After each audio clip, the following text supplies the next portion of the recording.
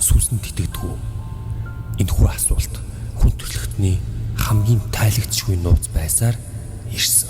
Сүнс гэж байдгүй. Үхлийн дараа сүнс хайчдаг вэ? Сүнс ямар нэгэн газар хорогдох боломжтой юу? Өнөөдөр бид үүнтэй холбоотой Монголд тохиолдсон явдлуудаас ярилцуулна. Дуулан суугаад таалан сойрхно.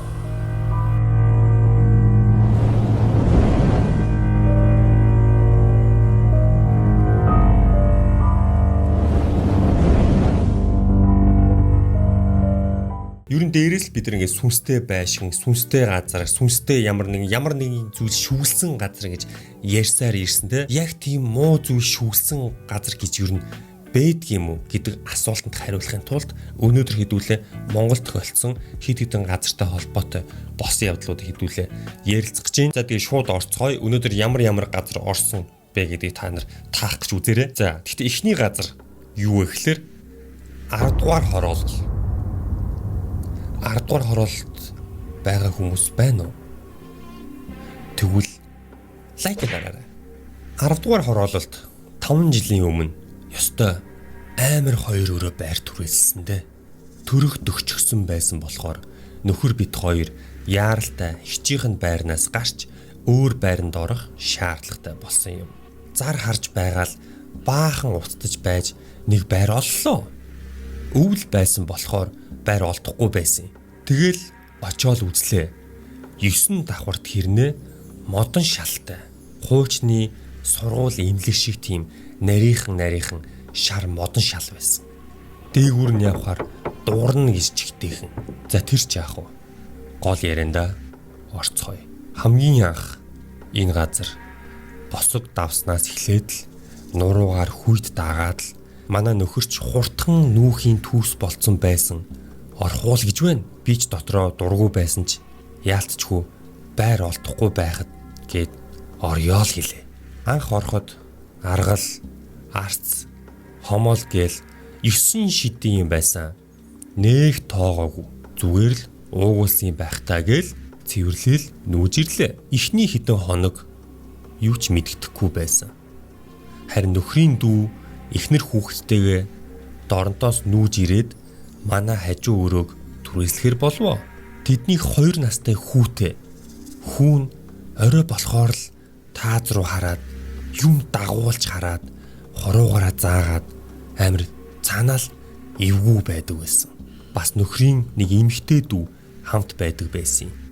Тэр маань найз залуутай болоод гал тогоонд унтдаг болов. Тэр залуу нь бөө байсан. Нэг өдөр ихчээ гал тогооны хөргөчний хажууд нэг хүүхэд байх шиг байх юм гэж пал хийтэл хэлдэг юм да. Ингээл эхэлд юм да. За тэр хоёр ч удалгүй тустаа гараад бийж төрөөд байж байтал нөхрийн бас нэг эмэгтэй дүү нэрж хүүхэд харж өгдөг болов. Хүү маань 6-аас 7 сартай л байсан баг. Тэгээ дүү маань манай хүүг аваад гал тогоонд унтдаг юм. Хүүхэд байнга уйлаад нэг л болдоггүй байсан. Нэг шүн дүү бүр царайн сонирн болцсон. Хүүг тэрврээд ороод ирсэн. Яасан бэ гэсэн чинь гал тогооны хан дээр хүний дүрс гараад нилийн удаж байснаа утаа болоод өрөөн дотор юу ч харагдахаа болцсон гэж хэллээ. Амир. Ер нь олуулаа байсан болохоор тэр үедээ эвүүрхэл өнгөрсөн. Бас нэг удаа нөхөр орон дээр хөлөө хачаад хэвтэж байхад нь би зэрвс хажуу тийшээ хартал хөлн дээр нь 8-аас 10 настай гэмээр юм уу хүүхэд сууж байсан. Буцаал сайн хартал алга болчихсон. Ер нь тэгээд их хэрүүл гардаг байсан. Зүг зүгээр байж байгаа л хэрэлдэн. Ёстой сонин тэр байрнаас гараад ерөөс хэрэлдэхгүй тайван болсон. Тийм. Бас нэг удаа бит хоёр хөдөө яваад том хүү дүүгээ харж үлдэхдээ найзуудаа авчирч хамт тоглож хонсон юм билээ.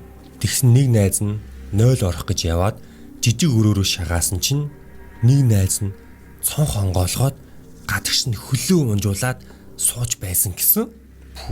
Бараг хорогдоод байгаа юм шүү хөөе хүүхдүүдийн биед.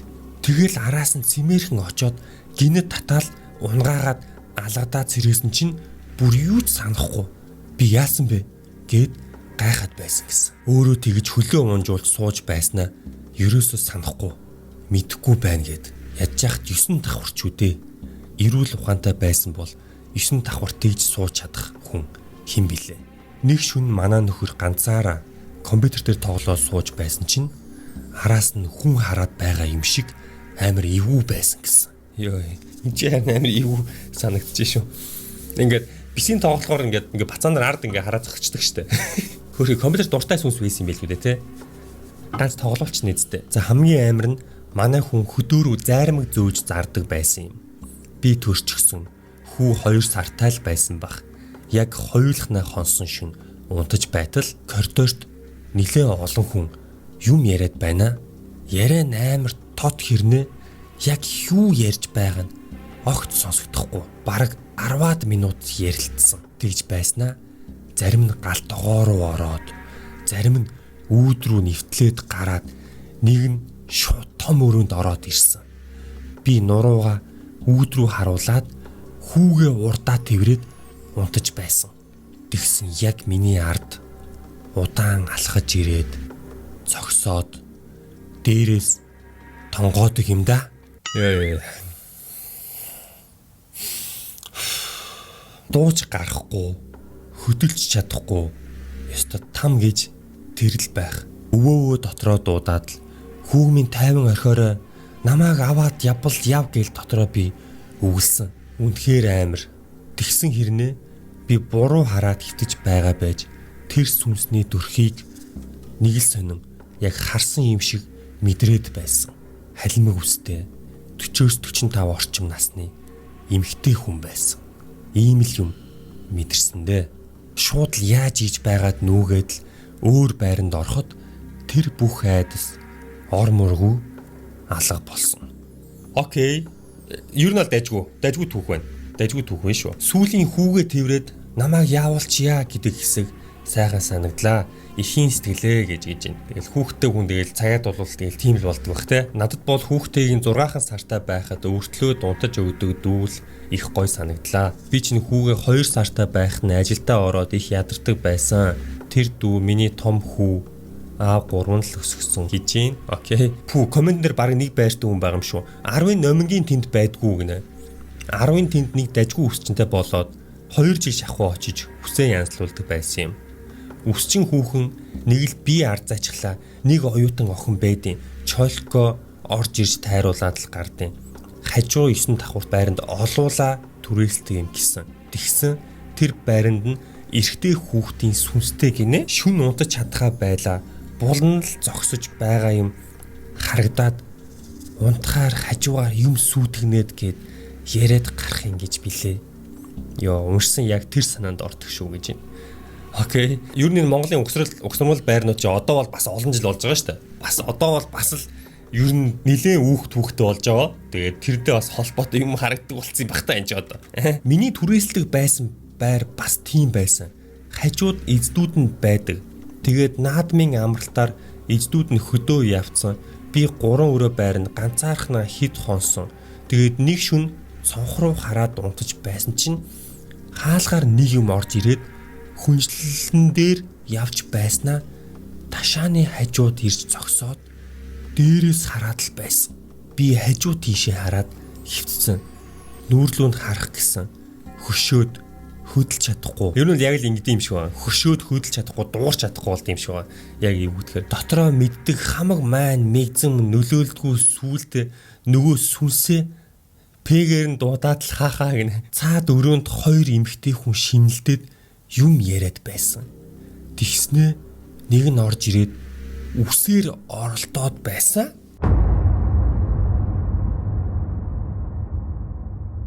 Миний мэдэрсэн юм байна. Маань мэдсэн мох нөлөөлөхгүй гинэ. Яана сүултээ тасаад пэгээр нь дуудд юм да. Хахаха тийм мэдрэмж мэдх юм байна. Эвгүй гинэ. Маань мэгзэн дуудахаар л сүнснүүд айгаал явждаг гэж боддоо ш. Худлаа байжээ. Тэ хараал мараал хэлсэн хамаагүй дээр юм шүү баг. Над чиг хараал бараг хилдэггүй хүнийг бол сүнс нийлээ эелэг барих юм байна л да. Эндээс юм уншаал дараа нь бидэнд тохиолдсон хөөжилтэй явдлууд орж тайвширдаг байсан юмс. Нөгөө групп хайцсан юм бэ. Би бандуулч уу гинэ. Групп нь устсан. Бидний тохиолдсон хүндхэн хөгжилтэй явдлууд гээд бейсийн 2 групп байна. Орчлоо. Наад ч бас дараа нь орж инээд групп хэрэгтэй шүү. Бүгд ороод хамгийн инээдтэй юм аяараа. Уншиж байснаа айгаад бас гэрээ тойруулж хараад байна гинэ. Нэр юуны яаж мэдэх вэ? Хүүхд байхгүй зү. Тэр юу? Манай муур байна. Яа айлаа шүү. Нэр би ч мууртай байлуу. 10-ын номингийн хажууд байдаг 9 давхар бол гээд. 10-ын номингийн хажууд 9 давхар жоохон алдартай юу? За дараагийн газар Улаанбаатарт биш. Завханд байдаг хүмүүс байна уу? Guys.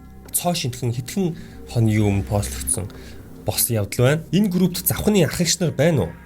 Арлын 60 айлын нэг орцны талаар мэддэг юм байна уу? Миний сонссноор тэнд амьдардаг айлуудын ирчүүд нэг бол амиа хорлоод, нэг бол архинд ордог, нэг лам аргалж амьдрах гээд чадахгүй нүүсэн. Орцонд нь шувуу нисэж байгаад гарах гарцгүй байхад алга болчихдог.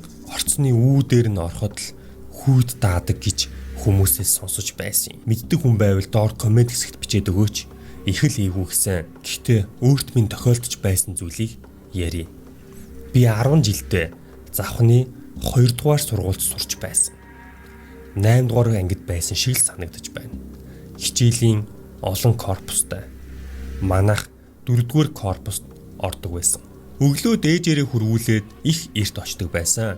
Нэг өглөө коридорын гэрэл асаагаагүй. Гэрлийн унтраалга нь коридорын яг голд байдаг байсан. Асаах гээд явж байхад яг миний ард шал дуураад яг л хүн явж байсан. Айсандаа их хурдан явж очиод асаахад хинч байгаагүй. Дээд ангийн ах эгч нар тэр корпусыг сүнстэй гэдэг байсан ч бид нар итгэдэггүй байсан юм л та. Сүүлд яг нураагдсан. Үүний талаар мэддэг ах эгч нар байвал доор бас бичээд өгөөрэй. Бас ээжд маань тохиолдсон явдал. Бас нэгэн шүн ээж маань би засах гээд гараад явж байхад хормоогны юм шүргээд л хар хурдаараа явсан гэсэн. Манайх хав маягийн өндөр нь өвдөг хавар татах нохоотой байсан болохоор ээж нохоо гэж бодоод хүн дайрж унгаах нэ гэд нохооныхоо нэрийг хэлээд явж байтал манай нохоо хашааны хаалгаар орж ирсэн гэсэн. Окей. Тэгээд ээж минь удалгүй унаад имлэгт хөвцөн. Манайхан шар тосоор бие арчаад нимгэн гараад салхи аваад ядарсан байх гэж бодоод өнгөрсөн. Сүүлд бөөд үзүүлэхэд гүйдэлд дайруулсан байна гэсэн. Тэр үед ээж маань дээл өмсөд бүс бүслэлгүй, малгайгүй, толгоо нүцгэн гарсан юм бэлээ л дээ. Орой үдэш нимгэн гардаггүй юм байна гэдгийг мэдээд одоо оройд гарахдаа дээл өмсвөл заавал бүслээд толгоогоо альчураар боож гардаг болсон. Окей. Манай хашаа өнцгийн хашаа. Хажуудаа жижигхэн уултай юм л та. Тэгээ тийм уул толготын бэлд амьдрах тиймч таатай биш гэдгийг сүлд бид мэдээд тэр газраасаа нүүсэн. Имээг эзгүй гэрэн түвжээдэ байхад л гэрийнхэн гэрэл асчихсан байдаг байсан. Гайгаад юун цоожиг нь онгоолгох, гэрлийг нь унтраах, унтраалгүй орхиход дараа нь унтарсан байдаг байсан. Нохоо тижээгээд зүгээр байж байгаад л үхчгээд байсан болохоор амтны амьд таслаад яах вэ гэд нохооч тижээхэ болсон. Нилээд том хашаа болохоор намайг баг байхад их л олуула байдаг байсан. Бүү ах маань манай хашаанд амьдарч байсан. Би ч том болоод хотод оюутан болж ах эгч нар маань нүүж хашаанд маань ээж имэйл үлдэж цөөхүлээ болсон. Өмнө мэддэггүй байсан олон хүний дуу чимээ бөөхөн байдаг байсан болохоор л тэр байх гэж боддог. Ээжид минь өөр тохиолдсон зүйлс их бий. Энэ зүгээр л наацхийн бяцхан жижиг зүйл. Сэтгэл хэсэгт өөрт болсон зүйлсийг бичиж болноо гэж байна. Өмнө хэдүүлээ сүнс хорогдсон хашаа билүү те нэг хэсэг хашааны жижиг хашааны талаар ярьж ирсэн. Бүр зураг мурагтай. Тэгээ тэрнтэй жоох ойрлоо сонсогдож байна. Олуулаа байхлаар угаасаа цаанаал ямар ч айцгүй байдаг шүү дээ те. Олуулаа буужинаа, инээлж ханиалдаал ингээл мэдхгүй ингээд юм анзаардгүй байх ер нь бол ингэж шүү. Тэр орц бол эрэгтэй хүн тогтдгүй нь үнэн. Нарийн мэдэхгүй. Сүүллав тэнд амьдарч байсан нэг бүжигчин залуу гэрээсээ гараад бүр хол бургасанд очоод амиа хорсон гэснийг сонссон. суврахтай толгой бол яалчгүй гүйдэлтэй. Аав минь залуудаа шөнөөр суврахтай толгой давж яваад агаар дээр хатгших хэлбэртэй гаш шиг зүйл өөрийг нь дагаад гэж ярьж байсан.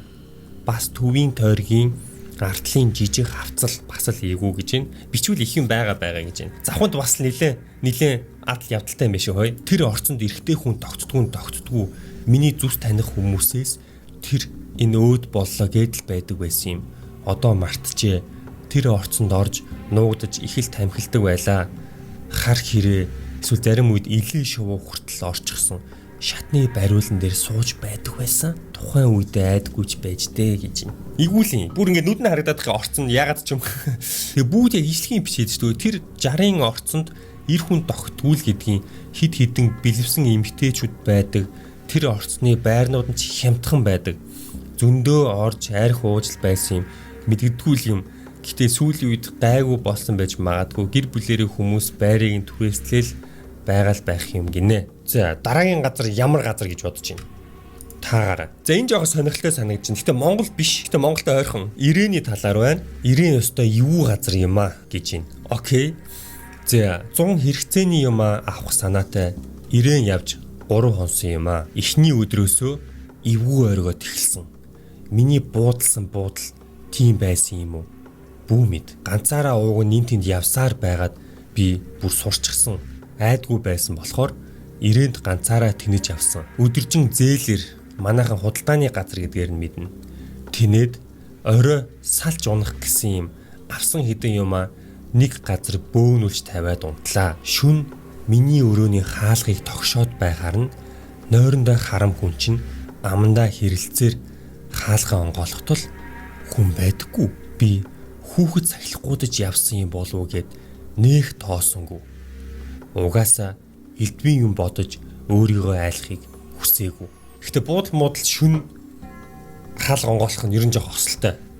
Би бас хит юм сонсч ирсэн. Хүн хүлээгээгүй эсвэл яалчгүй өрөөний үйлчлэгээ биш л бол ер нь хаалга онгойлгоод бол димэл гэж ярьдیں۔ Маргааш өглөө би жоохон хөвтөж байгаад гарах санаатай утсаараа тоглоод хөвтөж байтал миний нэрийг 0-оос дуудаад би чинь бүр шок.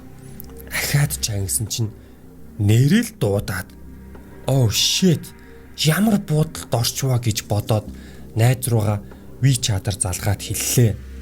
Найз маань урдаас тоглоом шоглоом хийгээ тоодгүй. Би гяс хувцаа өмсөд гарлаа. Шүн болтол тэр хаваар тэнэж явсан. Очоод шүвшүүрд орж байхад телевизэр нь өөрөө асаад цаанаал өстой бузар айсандаа бараг өвдөх чичирч байсан байх. Тэгээд сүүлийн өдрөө гяс гарсан. Хилт аваад Монголдоо ирсэн чинь нээх сайхан тайвширч билээ. Надтай адил зүйлтэй учирч байсан хүн байна уу? Ирээн угийн тийм энерги муутай газар юм уу? Ямар нэртэй буудал вэ гэсэн чинь сайн санахгүй л байна. Төв талбайтайгаа их ойрхон, зээлтэйч бас их ойрхон байсан гэж байна. Хуальяа мөн үү гэсэн чинь мөн амар штэ 10-аад жилийн өмнө шал өөр барилга байсан. Одоо засаж янзлсан. Орой болохоор бүүдийгээд тэр буудалд хинч явахгүй. Лифт нь өөрөө доош дээш давхруудаар явна. Оройдоо хүн гарангууд гэрэл нь унтрна. Эмхтэй хүн ойрлно. Яг бол тэнд эмхтэй хүн алуулж байсан л гэдэг аймаар гэж байна. Ирээн чинь угаасаа битүү сүнс штэ. Баахан юмдаа хорогцсон сүнс. Тэднийхэн ч хүнээ зүй ёсоор оршуулах талаар мэдгчгүй. Ер нь очвол нар буухтай зэрэгцээд бууж тасарч унтдаг газар. Цаашаага Бээжингийн буудалд 11 онд байх. Тэр үед буудалж билээ. Замдаа хөвсгөлийн удган ихчтэй танилцаад нэг хотелд 2 өөр өрөөнд ороод байж байтал орой гинэт хаалга тогшиж орж ирээд манай өрөөнд нэг монгол охин хоригдож байгаад цонхооронд гарч цухтаад баригдаад амиа алдсан охины сүнс хоригдсон өрөө байна. Гээд ганг булан тохой бүр тасаагаад энэ буудлаас хідүүлээ явцгаа хул гэж гисэн байна. Окей. Ирээний талаар нэлийн түүхүүд юу нэ шүү. Ирээн цаавнд орчход буудалтаа ирээд унтсан. Толгой борон болон ар нуруунаас хумстай хуруугаар хатгаад эргэж харвал баларна. За байж байгаад эргээд харъя гэж бодоод хараагүй юм шиг Дээшээ хараад хөвтлээ. Нойлын өрөөнөөс хөөйгэж байна. Чорт гэж бодоод л эгч рүү харсан мэдсэн шинжүү хурхираад унтаж байна. Тэгсэн нөгөөх чинь нойлын гэрэл хасааж байна. За. Босъё гэж бодоод л суугаараа уцаа оролтлоо. Босоод гэрлээ асааж чадахгүй хөл чичрээд суугаал байлаа. Өөр тийшээ харж чадахгүй хөдөлдөхгүй өглөө болж жаахан унтсан шүү. 2 хонсон бол үхэх байсан бах уу. Хүүтэн эвгүй газар байна лээ. Босоод зад загнаад гаргая гэсэн дууч гардаггүй юм билээ. Уулан загнаад том дуурахаар гараад явцдаг гэд Японд сурдаг найз маань зааж өгсөн юм. Жинхэнэ зориг шаарддаг юм билээ. Цагаат болвол ер нь сүнс загна гэдэг ер нь бас л том зориг шүү guys. Дээхэн үед зэлүүд шавар тагцл байсан. Үр хүүхэдгүй ганц бие хужаа нарын ном ёсоор нь нутаглаагүйгээс элдв тэнмэл сүнс ихтэл гэж ярьдаг. Хээр бол шавар байшныхаа хажууд л гэр бүлээ бушилччихдаг харагддаг байсан даа гэж юм. Окей, ер нь ирээ эвгүй юм байна. Ихтэй сонирхолтой л өмнө ирээний талаар бол ингэж ерөөс сонсож байгаагүй. Ямар ч үсэн өмнө зүгээр хідэн шавар байшинтай газар байсан. Тэгээ ингээд худалдааны жижигхэн төв болсноос хойш бол нэлээ хурдан хөгцсөн гэж ярьдаг. Би нэг удаа ирээнд очиж исэн юм аа. Нэлээ олон жилийн өмнө. Тухайн үед нэг цаанаал тийм нэг жоохон бохирдуу, жоохон сонин үнэр танартай цаанаал нэг жоохон тиймэрхүү газар байсан. Ер нь жоохон с ิจ хүн байхад хэцүү. Тэгээ одоо бол нэлээ хөгцсөн гэж яриад байгаа. Сэдвтэй холбоогүй гэхдээ айгүй эвгүй зураг байна. Ингэнэ тайлбарна. Өөлж буй охин зураг авахулахаас эрс татгалцаж байсан бөгөөд жаахан хүү намайг айлгаад байна гэжээ. Хэрвээ та зүүн талаасаа хоёрт зогсож буй эмэгтэй өвдгийг анзаарвал ямар хүүгийн талаар яриад байсныг нь ойлгох байх.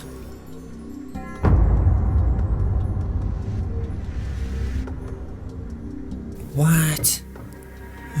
Бүр яалч хүүхэд байна тхүү. Хөөхөн хүүл байдаг гэж байна. Хөөхөл хүү биш яатсан. Та нарт ямар гай болцсон. Чиний зүүн үү, миний зүүн үү гинэ. Доош харахад ойлгомжтой шүү дээ. За дараагийн яригдж байгаа газар бол Баян Чандман байна. Баян Чандманд сурдаг байхад тохиолдсон зүйлээ бичиж дотор байранд амьдардаг байлаа. Нэг өдөр найз охинтойгоо өрөөндөө хоноод шүн унтаж байсан чинь манай найз охин намайг байдгаараа чанга твэрчихсэн. Танаа өрөөнд нэг дээл нөмөрчихсэн хүн яваад байна гэд шивнээд байдгийн сэрээд өрөөгөө тойруулаад харсан. Сарны гэрэлд харагдах юм байдгүй. Зүудэлсэн л юм байлгүй дээ. Юу ч алга гэсэн чинь чамайг дуудсан чинь орон доогуур орчихсон.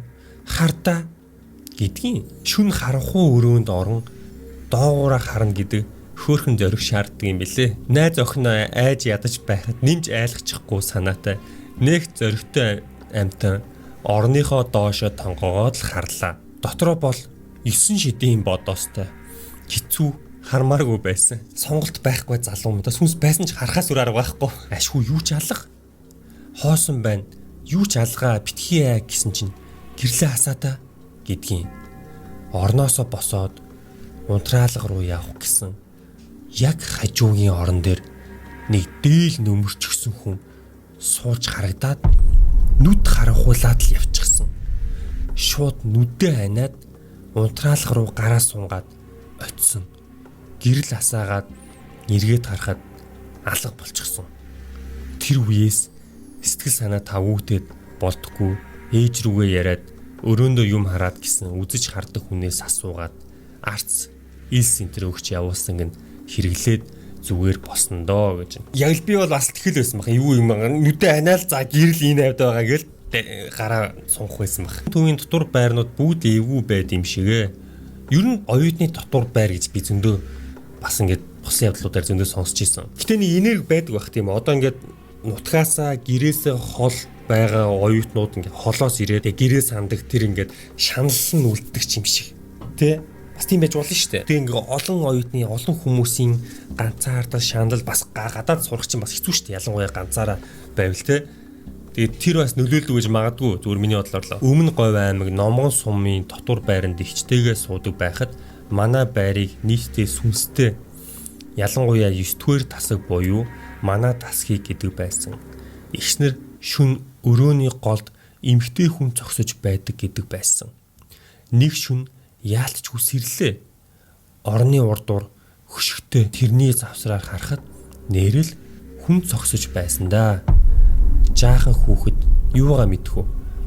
Тийм байна гэж л бодоод унтаад өгсөн байх. Дараа нээж маань эргэлтээр ирээд хоноод явсан. Шүн коридороор хүн алхаад л байсан гэж байсан. 2006 оны дотор байр 10 гэдэл гэрлээ унтраагаад бүгд тасагтаа унтаж байхад шүн амьд амтнд л холхиод байв гэж юм. Эсвэл зүүдэлдэг хүн байж магадгүй, тэ? Би бол зүүдэлдэг хүмүүсээс л ер нь эвгүй жоох айдаг та ер нь. Гэтэ коллежийн дотор байр нь коронагийн дараанаас бүр эвгүй болцсон шүү дээ. Хаалга өөрөө чихэрч онгойн, хальт харахад өрөөний болонд өвдгөө тээвэрсэн жаахан хүүхэд сууж байдаг. Тэгээд 0 руу ганцаараа шүн явах бас эвгүй дээ гэж юм. Бас Гэтэ яаж л өвдгөө тээвэрч чадчих шүү те. Чанманд сурч байсан бол 2008 онд манай ангийн охин 0-д бийцсэж байхад хөл нүцгэн жоохон хүүхэд ирээд хаалгыг нь майцсан гэд 0-оос ухаангүй шахуу юм орилж өөлж гарч ирээд ухаан алдсан гэд давхраараа нэг юм болсон. Тэгээд имлэг яваад манай үеийн охтууд дахиж ганцаараа 0 орох хүнгүй болсон доо. Тэгэл охтууд 2-2-ороо явж бийцт юм биш. Биднийг анх 2006 онд очиж байхад 2 давхрын 2 талын хаалгыг банзаар битүүлээд хатчихсан. Хүн оруулдаггүй байж байгаад хүүхдүүд нь ихсээд онгойлгож байсан да. Бистүүлд ямар ч хог хайсан өглөг цэвэрхэн болчихдог. Шүн 2 цаг өнгөрөөгөөд шал угааж байгаа чимээ гараад харахад хинч байдгүй эвгүй давхар шүү. What? Мөнгөний асуудал гарвал бид нөрөө шууд нууцаар бичээд зээл аваарай. Ийм амархан юм уу? Мөнгөний асуудал чи ийм амархан байсан юм уу? Хай. Мөнгөний асуудал гарсан. Зээл аавь. Кеке. Thanks. Ингээд би баян боллоо. Ийм л амархан.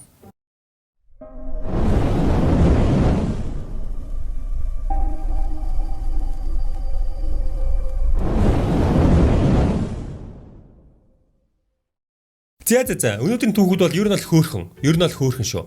Тэгээд аль болохоор Монголын өнцөг булан бүрээс эвгүй газруудыг түүх гэж хичээлээ. Аль болохоор сүүлийн бас постуудаас ярих гэж хичээлээ. Тэгээд та нарт таалагдсан бол лайк дарж, эцэг бүтгүүлээрэ. Тэгээд дараагийн бичлэгээр уулзлаа. Түр баяртай guys.